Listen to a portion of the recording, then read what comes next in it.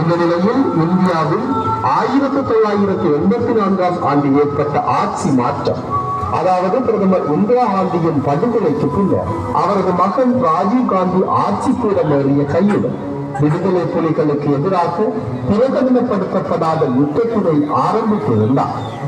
அதுவரையும் தமிழீழ கனவுடன் போராடிய விடுதலை போராட்ட இயக்கங்களை கூறு போட்டதுடன் அவற்றை விடுதலை புலிகளுக்கு எதிராக திருப்பிவிடவும் அவர் தவறவில்லை.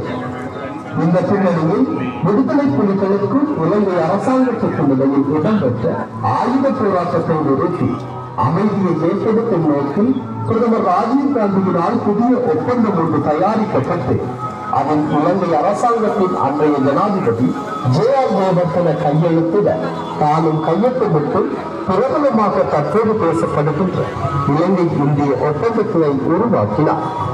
இந்த ஒப்பந்தம் 29ஆம் தேதி ஜூலை மாதம் 1987 ஆண்டு ஏற்படுத்தப்பட்டிருந்தது. இந்த ஒப்பந்தத்தினை அடுத்து இந்திய ராணுவம் அமைதிப்படை என்ற பெயரில் வடக்கிற்கு பிரதமர் ராஜீவினால் அனுப்பப்பட்டது. அமைதிப்படை என்ற போர்வையில் வந்த இந்திய படையினர் தமது வந்த நோக்கத்தினை விடுத்து வன்முறைகளை மெல்ல மெல்ல கட்டவிழ்த்து விட்டிருந்தார்கள்.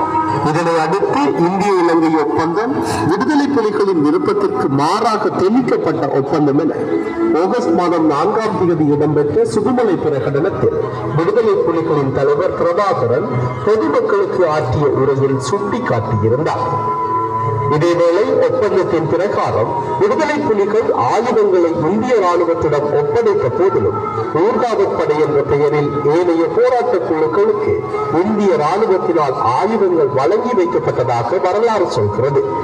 இந்த நடவடிக்கையானது ஏனைய போராட்ட குழுக்களின் ஆயுத பாவனைக்கு அனுமதி அளித்ததோடு விடுதலை புலிகளுக்கு எதிராக செயற்படவும் ஊக்கம் அளிக்கப்பட்டது. இதனை அடுத்து விடுதலை புலிகள் இந்தியாவின் மீது நம்பிக்கை இழந்தார்கள். அகிம்சையினை உலகிற்கு போதித்த இந்திய தேசம் வன்முறையை ஈழ மண்ணில் கட்டமைத்து விட்டதைக் கண்டு வேதனை அடைந்த புலிகள் இந்தியாவிடம் எதிர்பார்த்து 5 அம்ச கோரிக்கையினை முன்வைத்து அகிம்சை ரீதியில் போராட முற்பட்டார்.